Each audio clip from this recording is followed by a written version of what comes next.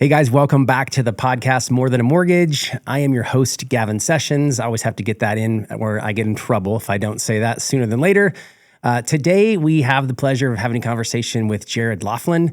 Jared is a local real estate agent, and he's a guy I met through just other real estate agents in the community. So Jared has a great story. I'm excited to be able to chat with him about it. I, of course, have had conversations with Jared, so I kind of know what's coming, but oftentimes in these conversations, I get the pleasure of learning things as we go as well, because I don't, of course, know all of Jared's story. So let's jump into it. Jared, we are excited to have you here today. Thanks so much for giving us your time. You've got a choice on how you spend your time, so we appreciate that you are spending some of it with us here today. I appreciate it. Thanks for having me. Yeah, man, absolutely. Excited to kind of get into your story a little bit. But before we, made this official and recorded our introduction, we were small talking just a little bit about a book that, we were talking generally about just listening to good business books, right? Yeah. And the importance of being inspired by great content. And then I was saying, shoot, I have to be really careful because I'm so impressionable that I don't just listen to anything and everything. And then you talked about, well, what about listening to things more than once? And you're like, hey, there's this book. So tell us about that. Yeah. When I first got into real estate, I started listening to Audible books. Yeah. And it's super convenient when you're driving and stuff, but we're talking about listening to so many different ones. But yeah, sometimes it's good to go back and listen to the same 1, 2, 3, 4 times, kind of catch more from the book. And yeah, it's funny because you'll catch things you missed before and didn't even realize it. So yeah, that's the one. I forget what it's called. What is I remember. Secrets of the Millionaire Mind. Is that it? Yeah. Okay, cool. That was a cool one. I listened to multiple times, and it's interesting about.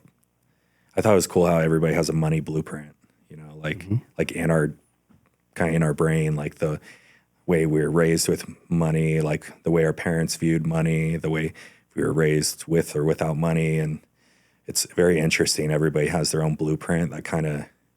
If you have certain spending habits or saving habits or certain things you do, a lot of times it relates to your childhood. Yeah. And it's very, very interesting. Sometimes those are good habits and bad habits, but sometimes it's hard to change that blueprint, but it's possible. Yeah, absolutely. It's funny you mentioned that book because I got about halfway through it and I dropped it. Not because I wasn't fascinated by it, but because there was just parts of it that maybe, I don't know, I didn't necessarily resonate with, right? And that's the cool thing about it's America, right? You get to decide what you want to listen to and if you want to finish a book or not. But I thought that one was very, very powerful, and I've actually referenced it many times, not yet on this podcast. So that's cool that it came up today. Yeah. But with your wife being a therapist, I think we let me say it this way. In real estate, you're often find yourself in a counseling position, right? Yeah. And I've often joked with people that you guys are actually professional housing counselors is who you are. But that book is really interesting because it talks about the psychology of money and how people spend money. And you said money blueprint. I think it was financial blueprint, if I'm not mistaken. Yeah. Not to correct you, but we're born into some sort of environment where we learn a financial blueprint. So it's probably more nature. It's probably more nurture than nature, right? Because it's environmental, I think, is kind of what his argument is, right? I think so, yeah. And so I think it goes on to talk about how folks that grow up in a family where they're broke, it's likely that their financial blueprint is going to be broke, right? And so oftentimes people, when they come into money and their financial blueprint is broke, what do they have to do? They've got to get rid of that. They have to spend it all. As fast as possible, right? It's really sad. Yeah. And I think if we were to look at people in our lives that we thought maybe have a broke financial blueprint, does their management of money play out that way? And I think that's the crazy thing is it probably more often than not does, right? Yeah. It's a lot. There's a lot of parts of that book where you read it and you're like, oh my gosh, that's me. I do that. Or you're like, that's why I do that. Yeah. It's funny. It kind of hits home. It's almost like reality check for some of the pieces of that book. Yeah, absolutely. I think there's a ton of psychology in our business. And I don't ever want to manipulate people, but there are certain things that you can say or certain levers that you can pull that are going to elicit some sort of response, right? Yeah, for sure. I feel like being in real estate, like a big part of your job is you're a therapist for your clients, you know, because I mean, think about it, it's one of the biggest decisions of their life, you know, one of the biggest financial decisions, you know. Yeah. I mean, we joke like a lot of times their 30-year loan mortgage could last longer than their marriage, you know. It's like hope not, sad but true. Yeah. But yeah, it's an emotional thing for people for sure. And so we try to take the stress off people, and you know, I try to put the stress on me and not them, and you know, make it as stress-free as possible. But it's a big deal for sure. And then teaching, a lot of it's like educating, you know, teaching. So it's like, I don't know, real estate, we wear a lot of hats, you know. We do marketing and advertising and open houses and showing houses, and we're teachers, we're therapists, we're friends, we're advisors, we're coaches, we're, you know, financial advisors. We're like, you know, there's so much of it. It's all people. It's a people business, but there's so many aspects to it, which is, I think, what keeps it. I love it. It keeps it interesting, and you're never bored for sure. Yeah. Okay, so Jared, I really, really appreciate you being here today. Let's do a little bit of a segment on your story, kind of where you came from. So born and raised in San Diego, right? Mm-hmm. Yeah. And you at some point found yourself in the restaurant industry. Is that right? Was that ever intentional? How'd that come about? I started when I was 17 as a busboy. Okay. Yeah. And ended up being in the restaurant business for 20 years. And 20 years. Yeah. Certainly that's a long period of time, especially if you weren't intentional about that decision, right? It's one of those where you think you're going to do it for a few years, maybe 5 years, and then it gets longer and longer and longer. And then you get to a point where you're not really sure like what to do, like which direction to go. Yeah. Because you're in that pattern for so long. And yeah, so it's interesting. I think the thing that kind of kickstart me to do something else was the COVID shutdowns. Okay. Yeah. Because so I was 20 years restaurant business. Finally, the COVID shutdown, like shut down the restaurants. Yeah. And they were on and off, shut down, open up, shut down. It was a nightmare for like a year. And then, so during that time, we moved to Idaho. And that's when I was like, I'm going to use this time to go for a different career. Okay. So I was like, this is the jump start I needed to like push me in a different direction. So, you know, a lot of my friends, people I know, went back to the restaurant business, and I promised myself, I'm like, I'm going to do something different, because we had just had a baby. Yeah. So I'm brand new, you know, dad with a wife and a kid. And I was like, I don't want the bar business, raising a family. And I want something different, something a little more secure. And of course I picked real estate, which is not secure at all. But that's true. Last I checked, we only get paid when we close, right? Yeah, exactly. It's always good to clarify that for the listening audience. But yeah. Okay, so in the restaurant business at 17, not married, no kids, right? So probably not a terrible place to start. I mean, there's certainly some rosy parts to being in that industry, right? You mentioned you learned customer service, right? What better place to learn that, right? Yeah, it people skills, and you know, connecting with people and guests and taking care of people and hospitality.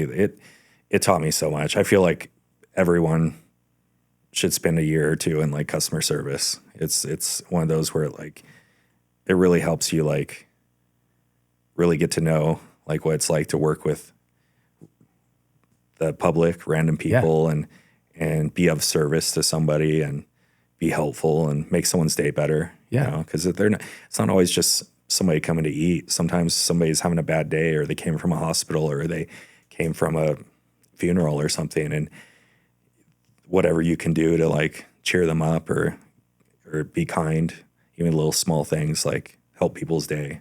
Yeah. So, you know, it's a really good experience for working with people. Yeah. Love that. So got into it, didn't have a plan to be in the restaurant industry forever, right? But that busboy led into, I'm sure, a server, which eventually led into becoming a bartender, right? Yeah. And bartenders, last I checked, it's a really difficult industry to get out of because oftentimes the tips are really, really good, right? Yep. Yeah. You're getting tips every shift. And Yeah. it's like, you don't wait 2 weeks for a paycheck. You get money.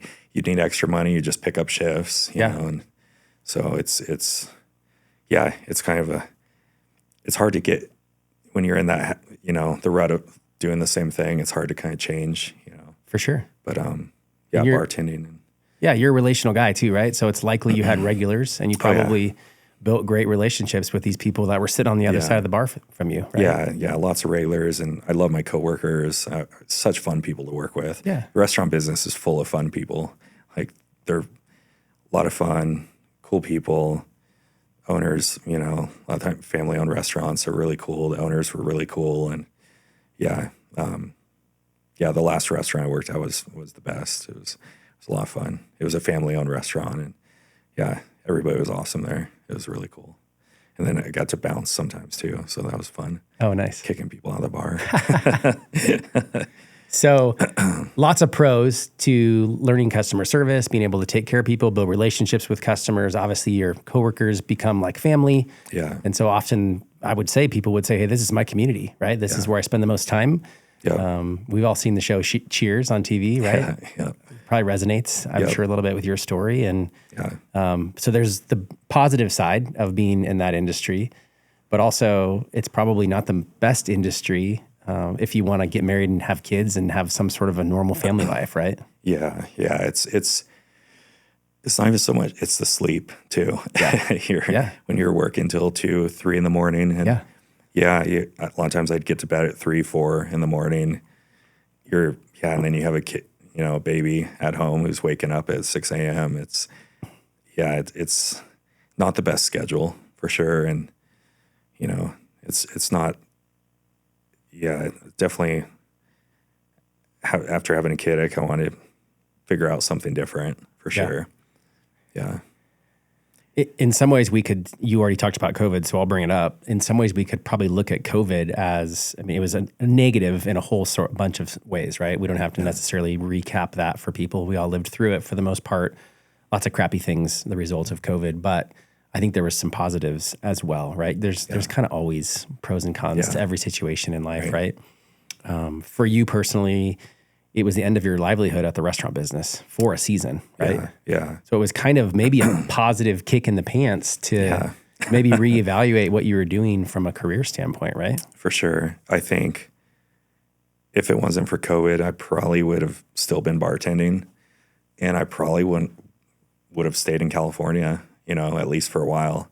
So I think COVID, it was a bummer for a lot of parts, but like the plus side, the silver lining was, I moved it kind of pushed us to move to Idaho and me start a whole new career. Yeah. So I'm very thankful for that. Like you said, there's a lot of times bad things can happen, but something good can come of it. So absolutely. Yeah. Before we get kind of transition to life here in Idaho, you're kind of built like a linebacker. It looks like you've probably spent a little bit of time in the gym.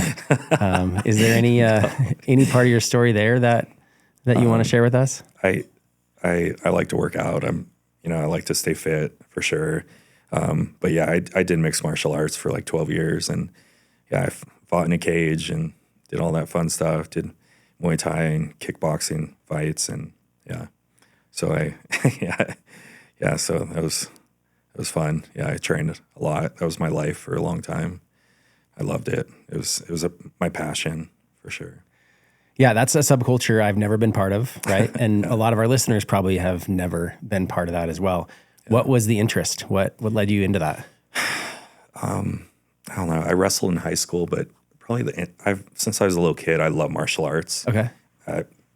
Growing up, Karate Kid and Rocky were my favorite movies, and so I've always loved martial arts. I've always loved combat.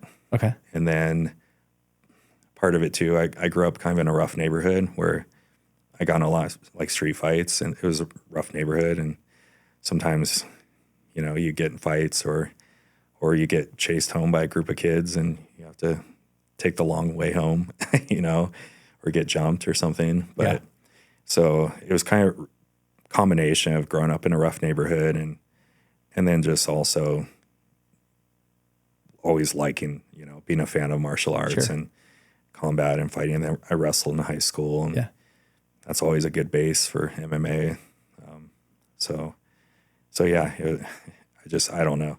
It's hard for people to understand. It's like it's a chess match, a physical chess match, and striking's really fun. I was more of a striker than. And that means hitting people in the face, right? Mm-hmm. Basically. Yeah. Okay. Yeah. So, yeah. So bartender by night, punching people in the face by day, right? Yeah. And an easy thing to get good at, if I'm not mistaken, right? You just show up to a gym and you're good automatically, right? Nope. Yeah. I wish. Yeah. It was funny because growing up, I thought I was pretty tough, and I thought I was a good fighter, and I showed up to the gym the first time and started training, and everyone kicked the crap out of me. Everybody. Like, I went home so sore. And I remember the first few months I started with just Muay Thai, kickboxing. And every evening after practice, I'd be limping and icing my legs, icing my shins, and limping from getting leg kicked over and over. It was very humbling. Yeah. It was as good of a street fighter as you think you are. Like, when you go with trained fighters, it's completely different. Yeah.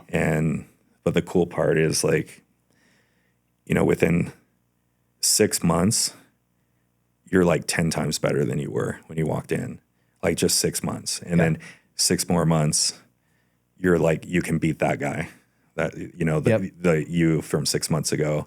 And those first like 3-4 years, you make huge jumps, and where it's like, wow, it's like night and day from where you started, and every year you get better. And, I did that for 12 years. And so, I was always amateur. I could have gone pro, but I didn't. I was trying to stay amateur for as long as I could. Because you try to get all your losses out as an amateur, because I won some, lost some. And, but when you go pro, that record's permanent. So you want to make sure you don't go pro too soon. But I never did. I was always amateur. But in the years, I sparred with guys who were in the UFC and King of the Cage and, Bellator, all the, I got to train with some really good guys, and it was cool. San Diego, there's a lot of mixed martial arts in San Diego. And so there's gyms in every city, multiple gyms. So it was fun though. I love it though. You train hard, work hard. It's humbling, it definitely humbles you. And cause there's always someone better than you, so you're not ever the toughest guy in the room. So did your coach ever tell you that you weren't cut out for it, or that you sucked, or that you weren't going to be able to, or was your coach more motivational? They were pretty motivational. Yeah. They probably made their livelihood with you coming back, right? As opposed to quitting. Probably. Yeah. I think I would have done a lot better if I wasn't drinking. Okay. Yeah. So, cause I was a bartender at the time. So I'm bartending at night, drinking, getting off, then going training in the morning and during the day. And it's like, I was like, looking back, it was like I was a functioning alcoholic, working a lot and training a lot. Like when I had a fight coming up, I would train no less than like 15 practices a week. Jeez. I would train like usually 2, 3, sometimes 4 practices in one day. Yeah. That's wild. Yeah. It was like 6 days a week. I was dedicated, but but kind of handicapped a little bit from a lack of sleep, right? From your career choice. And then obviously alcohol doesn't generally make us more athletic or more, more skilled than without it. Yeah. It was so dumb looking back. I was in my 20s. I was a dumb kid. Yeah. But like I'd go to practice. Like sometimes I'd show up to practice hungover, like super hungover from the night before. Yeah. And still train, and then still outwork everybody, still kick butt. Like every round, I'm putting it on everybody, and then go home and just take a cold shower and just like try to recover. And yeah, just like burning the candle at both ends. It was it was brutal. Like after a while, my body started like breaking down though. Yeah. You start getting injuries and stuff, and yeah, it was dumb looking back, but like just yeah. I mean, I wasn't always hungover. I wasn't always drinking. When I had fights coming up, I usually would stop drinking for a month or like 4 to 6 weeks. Yeah. But it was like I should have just not drank at all. Looking back, I'm 7 years sober now. You know, so it's yeah. If I would have done that when I was training, I would have gone a lot farther, for sure. It's a little bit handicapped, I guess, by the lifestyle. Yeah. I handicapped myself. Yeah. But it's fighting right. with one arm tied behind your back, basically. Yeah, and still did all right. Yeah. Well, I think you're built for it, and I think you had the mental toughness for it. Not everybody does. I have zero interest in that that as a hobby, and certainly am not tough enough to be able to handle it. I think I would rather spend my time on the golf course. Yeah, it's a lot safer. Yeah. But I appreciate you sharing that story with us, and congratulations on 7 years sober. That's awesome. Yeah, thank you. What led you to that decision, I guess, number one, and what led you to retiring from MMA? So MMA, I stopped when I was like 35. I think that was the last fight I did.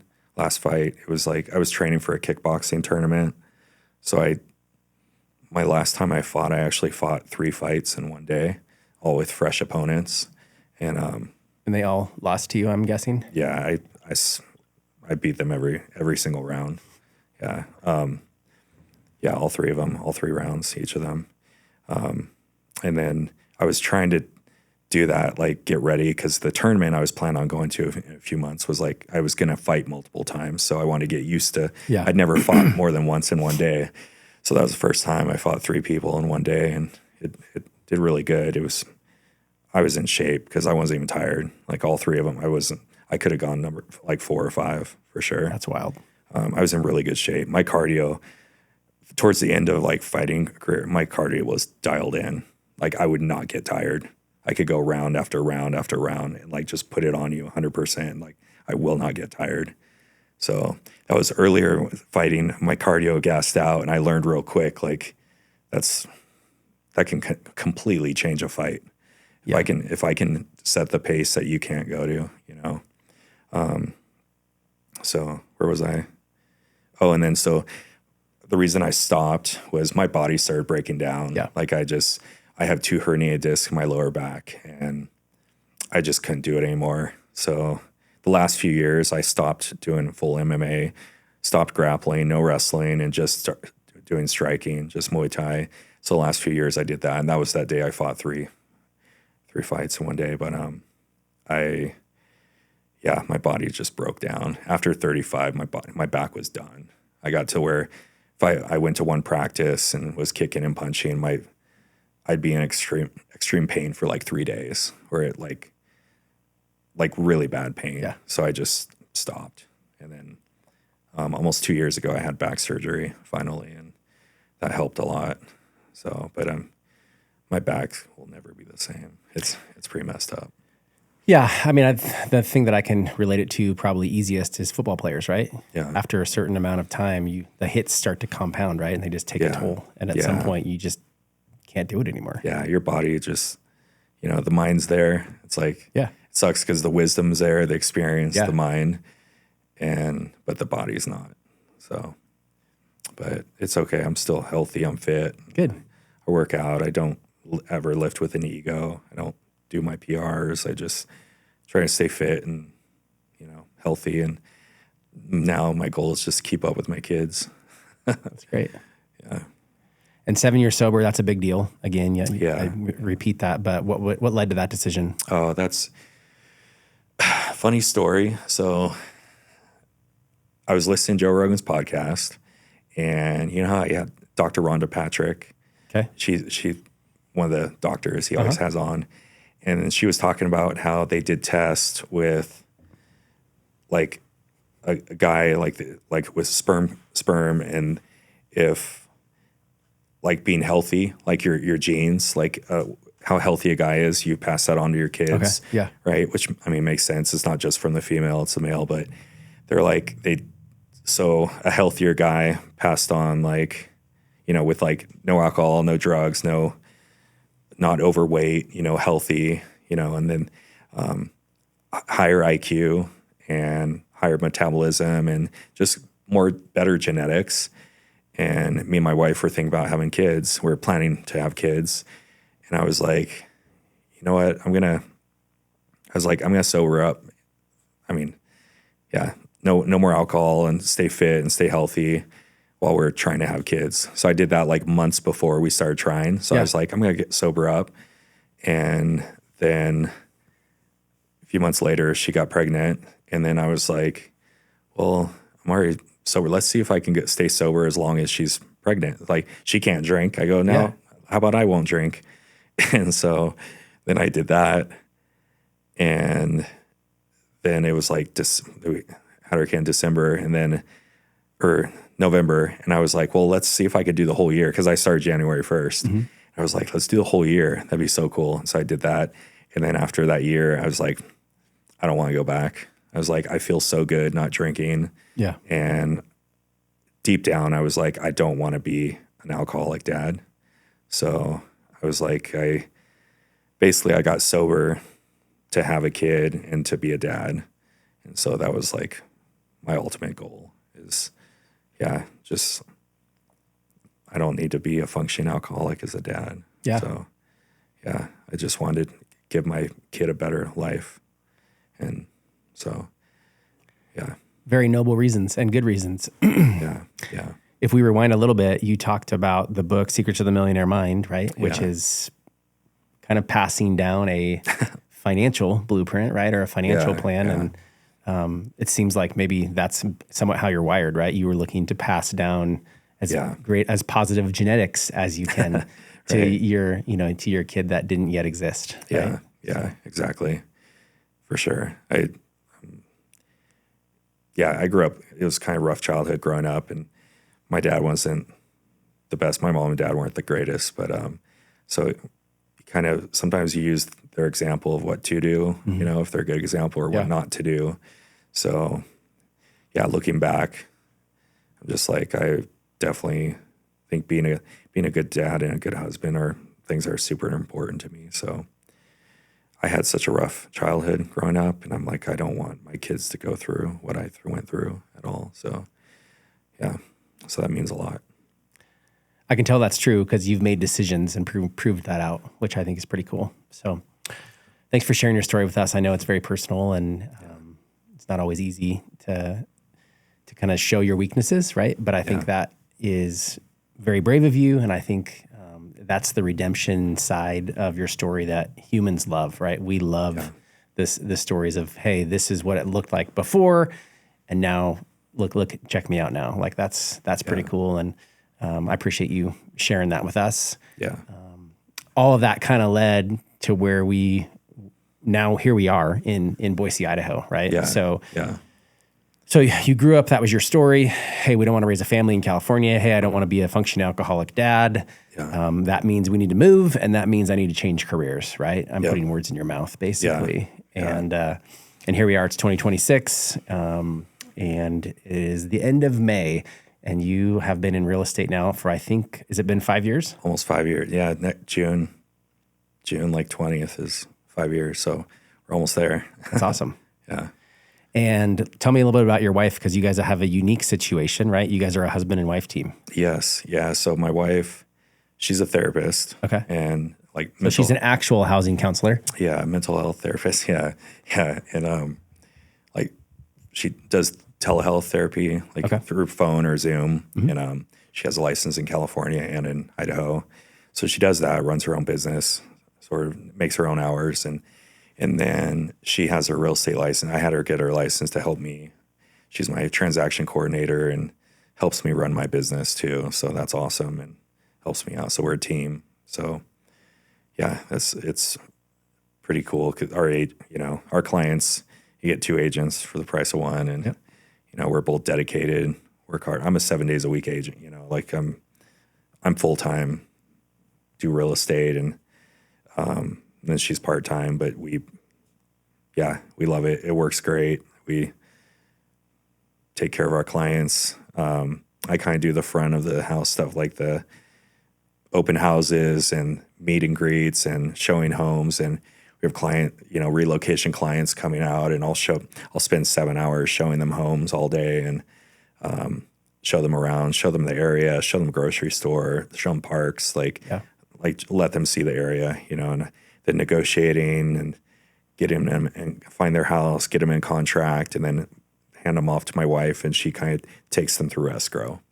And so she holds their hand, helps them out. Like, I'm still involved. Like, we're, on a group threat text, and we keep in communication, but she helps them out, holds their hand till close. Yeah. And so we have a nice team dynamic going there. So she always says that I'm the passion and she's the security.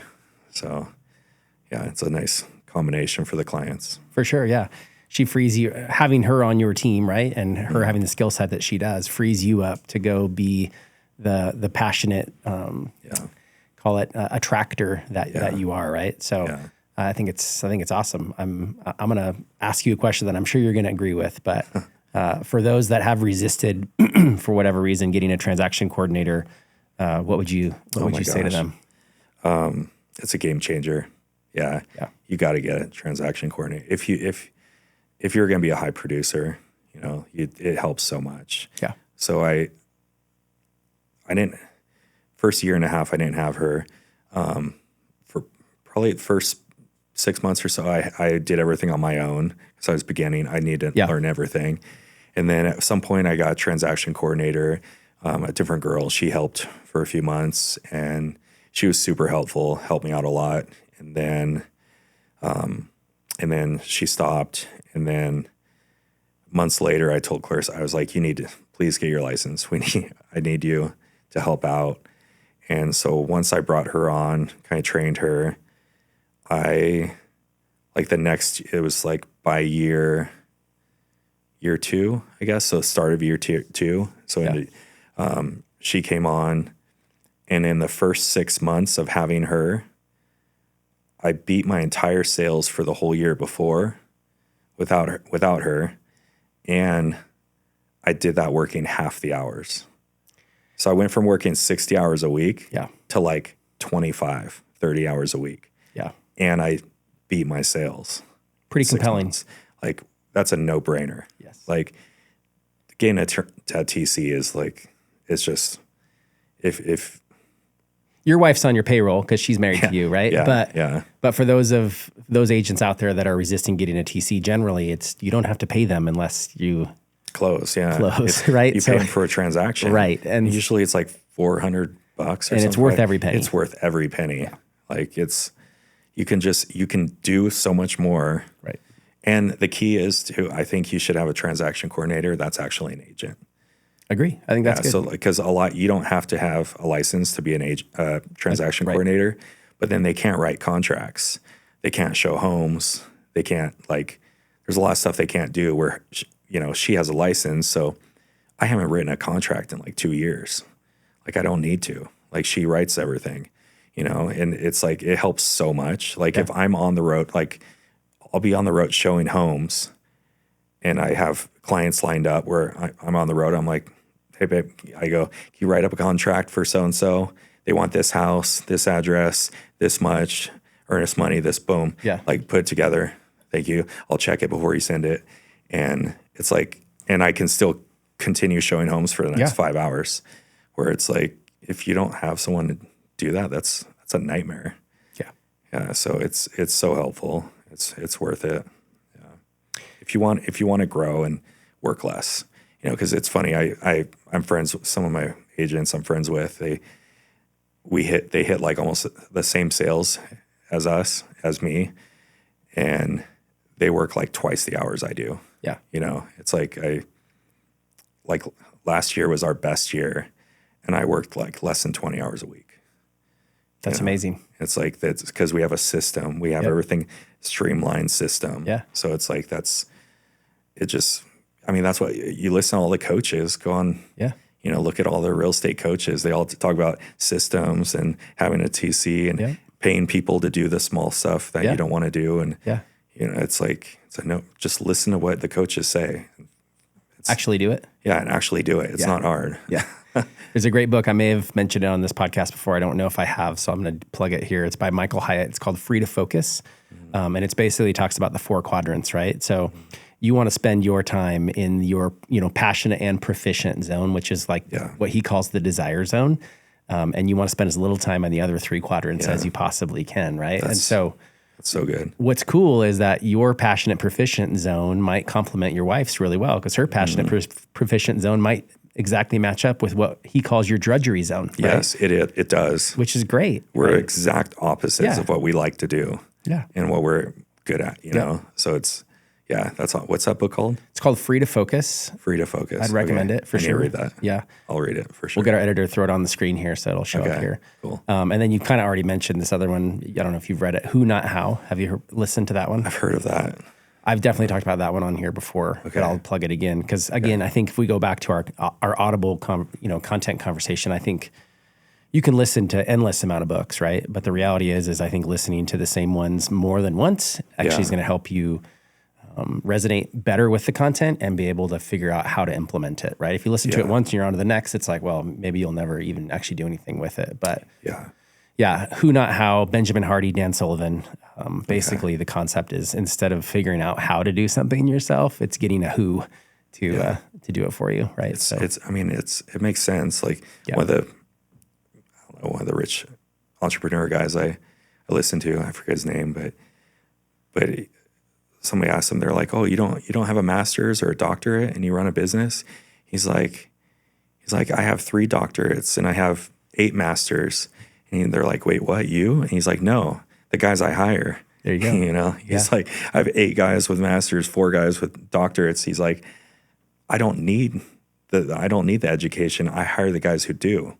Yep. I run the business. It's so true. I'm like, you don't need to know everything. Nobody knows everything. So hire the right people, put the right people in the right spots. It's that you're maximizing your potential, and that's how you grow. Yeah.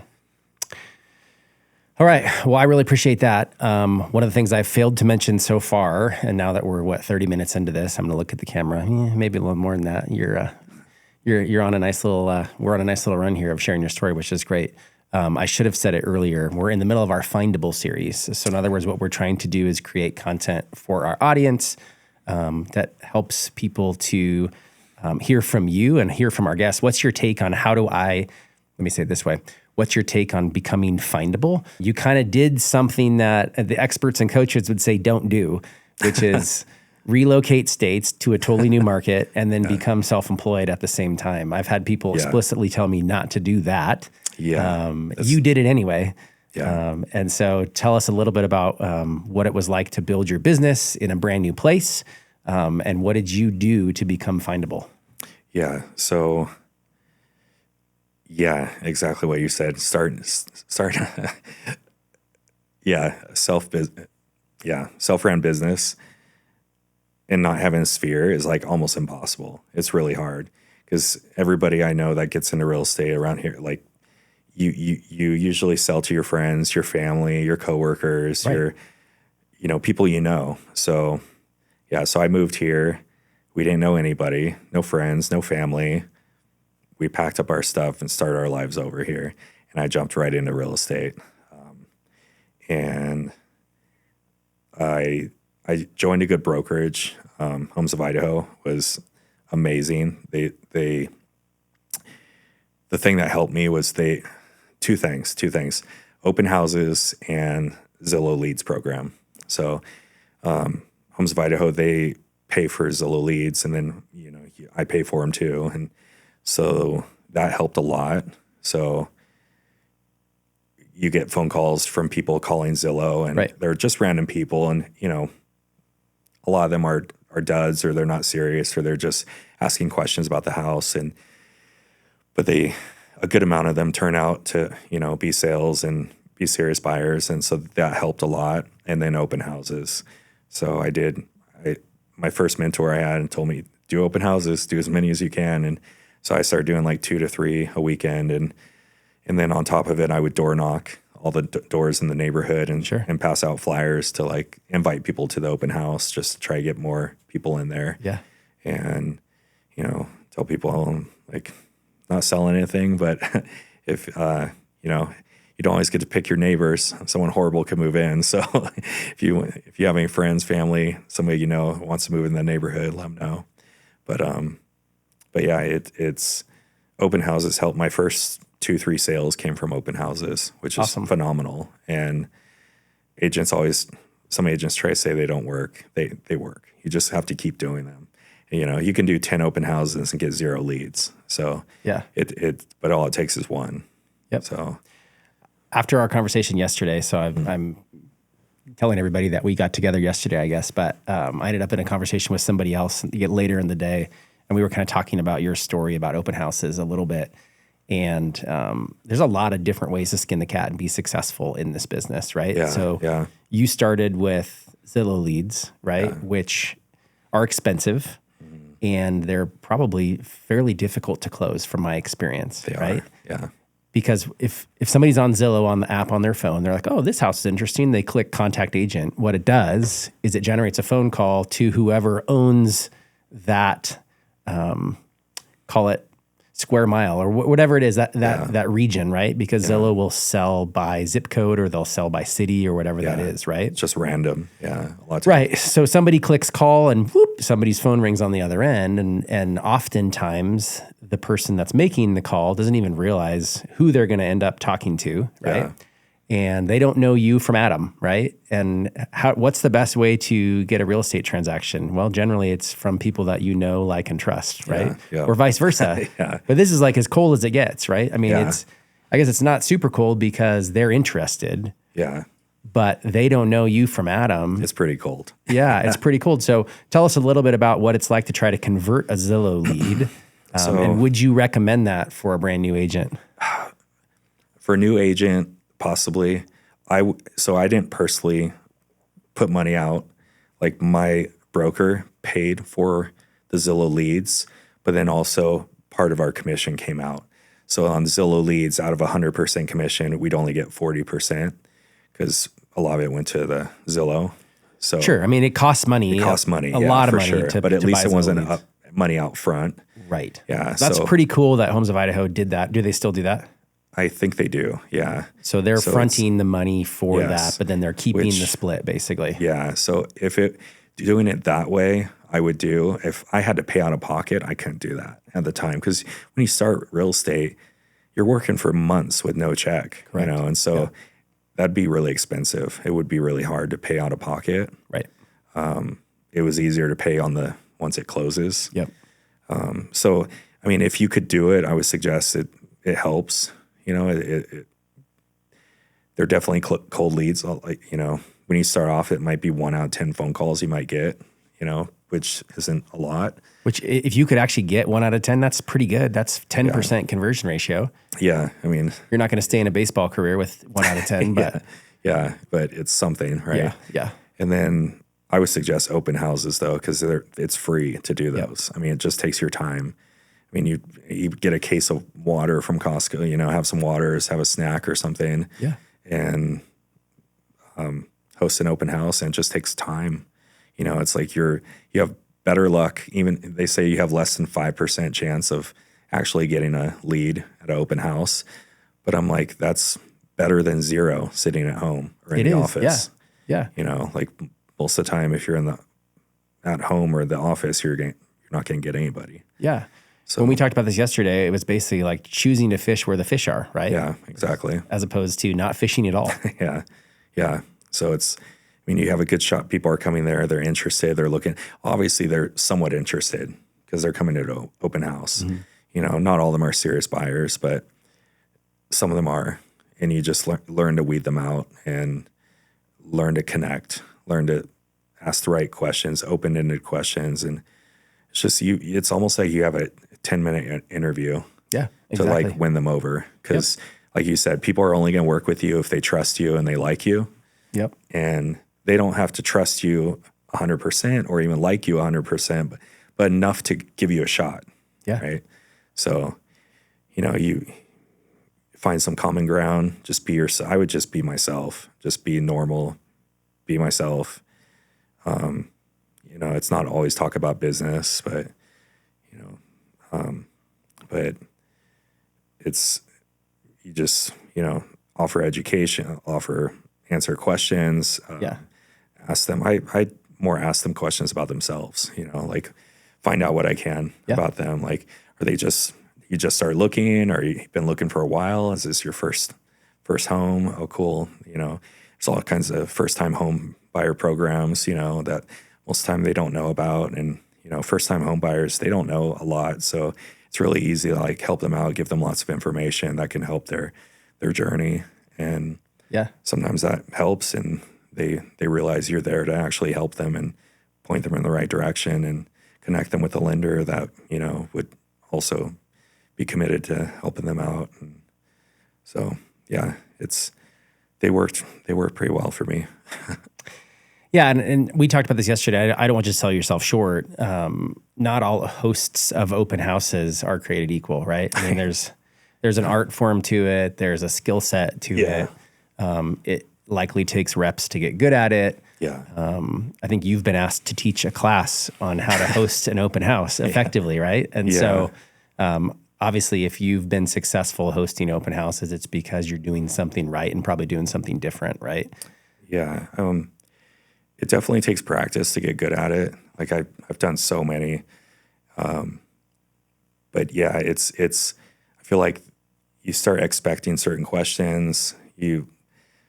Like when I first show up to an open house, people always ask, how old's the HVAC? How old's the roof? Yeah. So a lot of times I'll find that out before I even go. As opposed to saying, I don't know. Yeah, I don't know. I always memorize everything about the house, memorize the bedrooms, bathrooms, square footage. Yeah. If there's anything new HVAC, new tile in the bathroom, I try to learn, and it's usually not my listing. I'm doing them for other people. So I'll ask the agent for information just so I can be more helpful and knowledgeable. You don't want to say, I don't know. Yeah. Or you'd say, hold on a second, let me ask the listing agent. And that's kind of nice too, because when people find out you're not the listing agent, I'm like, I don't have any, like, I'm not biased on this house. Right. I don't care if you buy it or not. Right. So, the listing agent, they want you to buy it no matter what. They'll lie to you, they could. But, when I let them know, like, hey, I'm hosting an open house for my friend, This isn't my listing. It's not my listing. I have no incentive to sell you this home. No incentives. Like, they're like, oh, cool. Yeah. I'm like, so yeah, you could be honest with if you like it or not. They're usually a lot more honest when they find out that it's not your listing. Yeah. But yeah, like I always play music in the background, have a little Bluetooth. Sure. Because silence is awkward. It's really weird in an open house.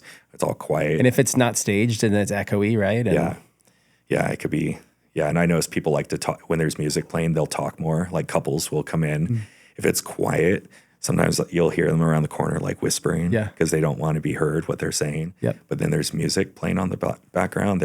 They talk more like a louder voice, and they know their voice drowns out. And it's just little tricks. Sometimes if the whole house is old, like sitting there for a while, sometimes I'll have a candle with me and light a candle because sometimes it'll smell musty, or I'll air out the house when I get there.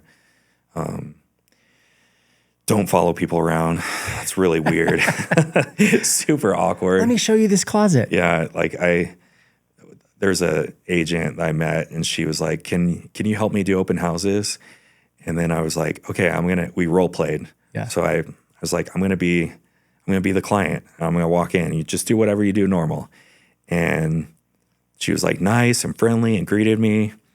And I was going through the house and walking through it, and she was like following me like really close. And it was like, it's got to where it's like awkward. And I was like, I called her out and I was like, okay. I was like, stop. You realize how you're like following me like right here at every room? Like it's like, and she's like, oh my gosh. Because she was always having like, people wouldn't ever want to talk to her again after the open house.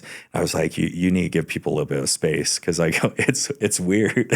And I go, especially if I was a guy to do that to a girl, it'd be really weird, Yep. So you want to give people space, and like you want to greet them, welcome them in, kind of point them to the master bedrooms over there. There's the guest rooms, there's the bonus room. Check that out. There's a movie room, or, like kind of tell them where things are. Sometimes they want a tour, then you give them a tour. But I just kind of point things out, greet them, introduce myself, and then let them know if they have any questions. And then when they circle back, I ask like what they think, then I start asking questions kind of and see what they're looking for, see how long they've been looking, see if they like this area or what they're, a lot of times I meet people who are in town just for the weekend and they don't have an agent and they're serious buyers. They want to pull the trigger like this weekend. And that's great. Like that happened last year. I met somebody and last 5 minutes of the open house, this couple walks in and let them walk around and start talking to them. They're first time home buyers. They happen to be from San Diego, same place I am. We connected. I was like, I'd love to, I have some free time the next few days. I'll show you guys homes. They're like, we'd love to. They extended their stay. They drove all the way from San Diego with a 4-month-old baby.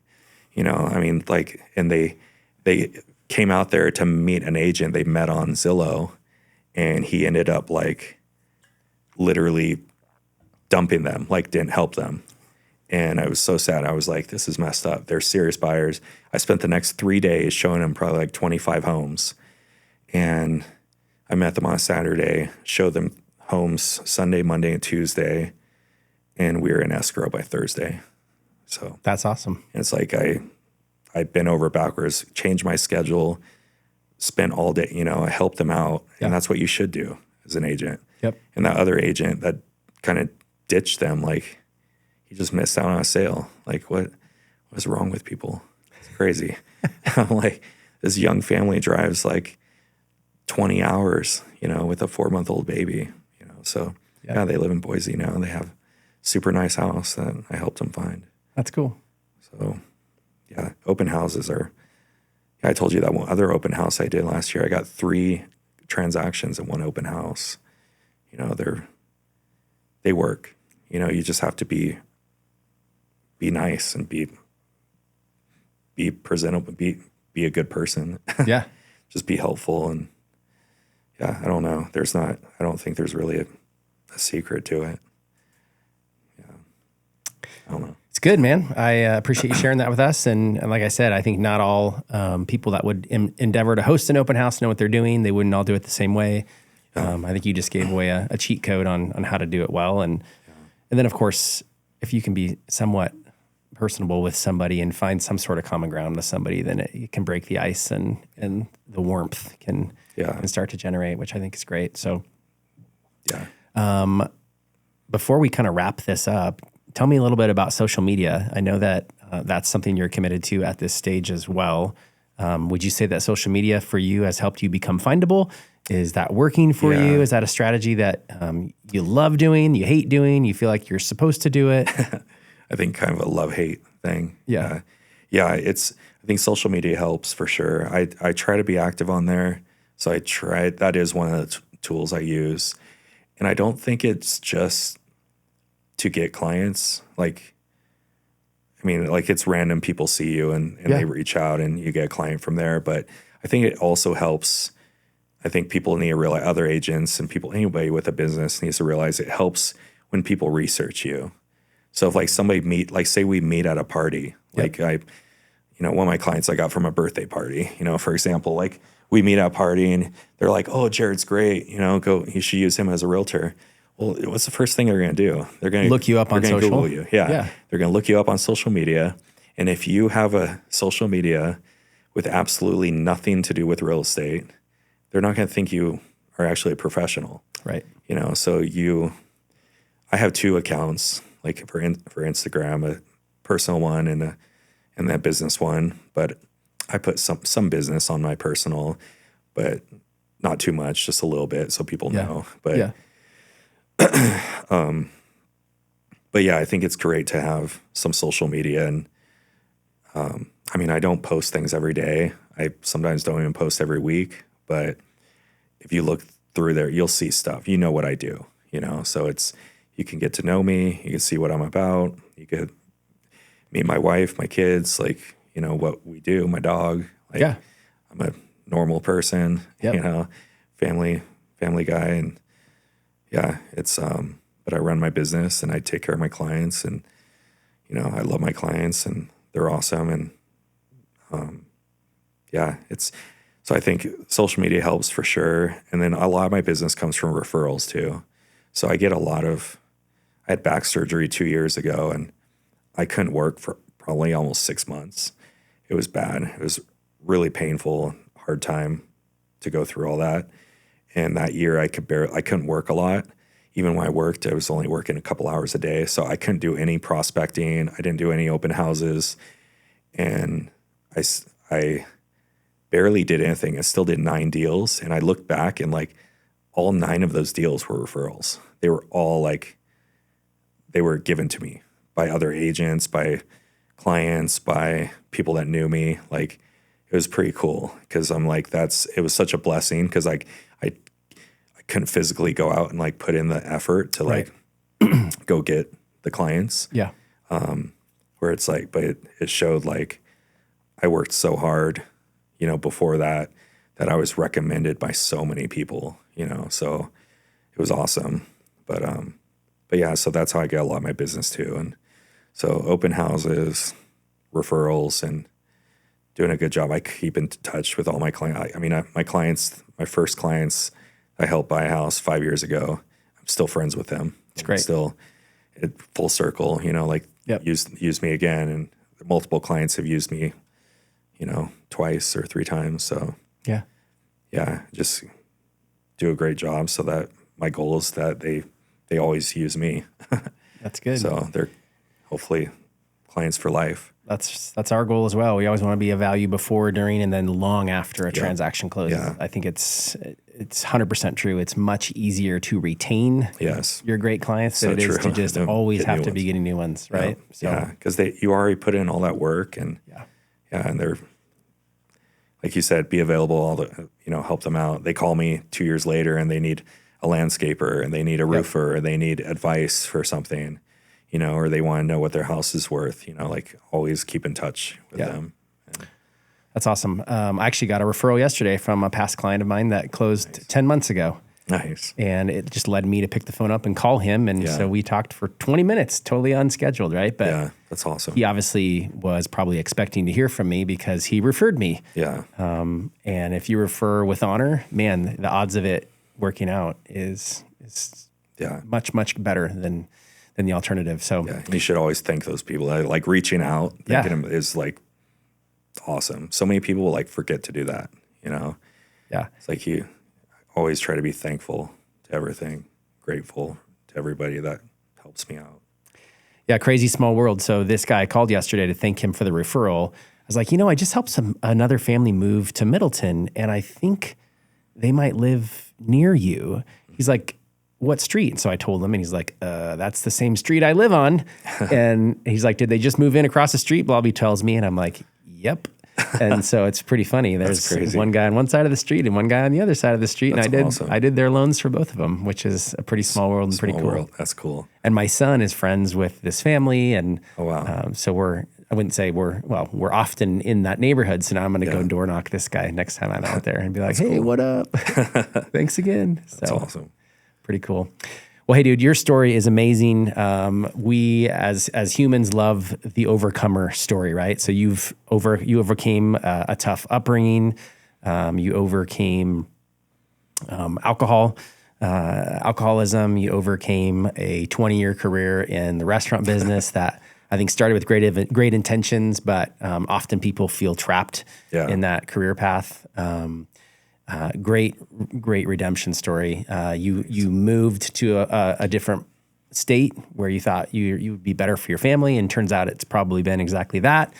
And then you bucked the trend of starting a brand new business, being self-employed in a brand new market, right? Yeah. And I think we won't necessarily throw anybody under the bus here, but I think you had a family member that basically told you weren't going to be successful in doing what you wanted to do. And so just for the sake of celebrating what was a great start to your career in this, you moved states and became self-employed, and yet you still had a really stellar first 12 months, if I'm not mistaken, right? How many deals did you do in the first year? 13. That is wild. Yeah. I mean, most people that get into this industry, whether it's mortgage, whether it's real estate, whether it's whatever, it's 9 to 12 months before they ever see any income from it. And yet you somehow figured out a way to do 13 deals. Yeah.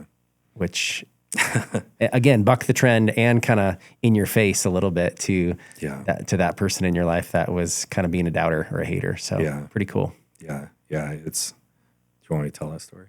Sure. Okay. Yeah. So when I moved here, I was doing real estate school and I was super excited, and I'll try to make it quick. It was my little brother, and I love him, but I've always looked up to him and supported him and stuff. But I told him I was like, I'm going to do real estate. I'm so excited. No more bartending. And I go, it's a job that I can make 6 figures. I'm like, for the first time in my life. Right. And he Googled it and he's like, dude, I looked at average realtors in Idaho. They make 40 grand a year. And I was like, well, I'm going to work really hard and not be average then, huh? And so it wasn't, so I worked really hard. And like you said, most realtors their first year do 2 or 3 transactions. I did 13. I worked 7 days a week. I hustled. I worked my butt off. And yeah, my goal was just to hit 50 grand. I was going to be happy with that. And yeah, I more than doubled that. So I hit my 6 figures, and it wasn't about the money, but it was about, we had a 1-year-old, it's like, I want to provide for my family. Yeah. That's the important part, being able to, go from a bartender, salary to making enough money to provide my family with the life they deserve, which has been this industry has been a game changer for that, for sure. But it was, so the doubter, my brother doubting me, it was kind of nice because it lit a fire under my butt a little more. So I thank him for that. But yeah, at the same time, I was determined to be successful. They tell us in real estate school, 75% of agents fail their first year, and 87% fail by year 5, 3 to 5. And I'm like, I beat those odds, all of them. So you were properly motivated. You had the right mindset to provide well for your family, and then somebody gave you some bulletin board material, which was cool, and then you went out and busted your butt. So another conversation for another day. The hustle has been real. It's been hard. I think the temptation for us in this industry is just to continue to hustle, all day, every day, 7 days a week. I don't want to necessarily leave us there, but maybe that's a good cliffhanger for us to pick up potentially if we have another conversation. Sure. Thanks so much for being here today. The goal of all this is that people would think that they know you and would think that they like you and would be the start of trust, right? Because social media is a bit of a facade. If they don't actually know you, then hearing your story helps, right? But actually getting in touch with you and swapping stories and listening to their story and those types of things, building a real relationship is how we get to know people and like them and trust them. Let's say we inspired someone to get in touch with you today. What's the best way for them to get in touch with you? Probably call me. Okay. Yeah. 208-391-8606. Cool. And then, or reach out on social media, like Instagram, and message me, and email me. And what's your Instagram handle? Team Laughlin. Perfect. And Jared Laughlin too. So awesome. We'll put all that contact info on the screen. Okay, cool. And like I said, ideally, this inspires people to get in touch with you. Thanks for being here. Like I said before, we all have the ability to choose how we want to spend our time in this business. So thanks for giving us an hour of your time today. We really appreciate it, man. Thank you. I appreciate being here. Absolutely. Thank you for having me.